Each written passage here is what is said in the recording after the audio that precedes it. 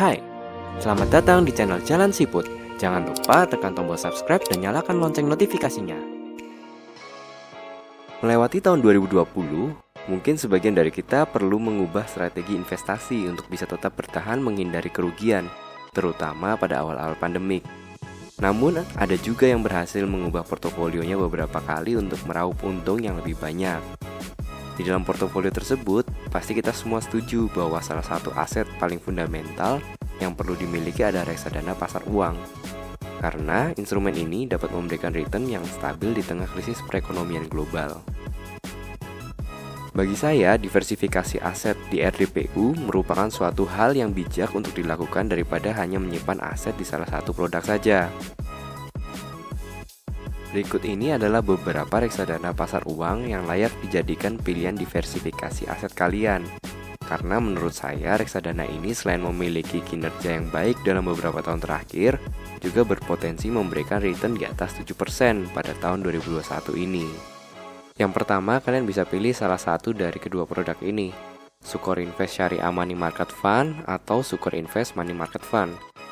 Sukor Asset Management termasuk salah satu manajer investasi yang berhasil bertahan di tengah krisis pada tahun 2020 dengan berbagai produk reksadananya.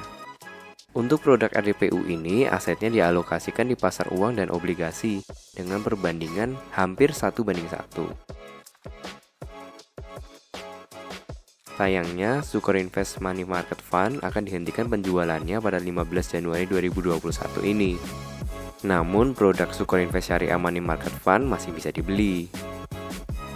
Yang kedua ada reksadana Mega Dana Kas. Sejak Agustus 2019, alokasi aset reksadana ini 100% ada di pasar uang.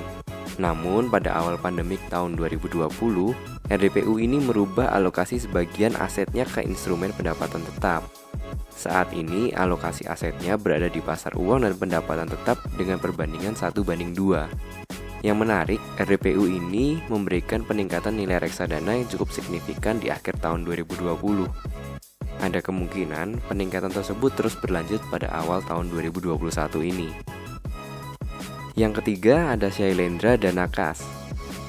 Walaupun terbilang memberikan return yang tidak terlalu tinggi, namun barometer dan cakupan nilai pengelolaan aset produk RDPU ini termasuk yang paling atas. Kebanyakan asetnya dialokasikan ke pasar uang. RDPU ini tinggal menunggu saja adanya peningkatan suku bunga acuan sehingga dapat melesatkan nilai reksadananya.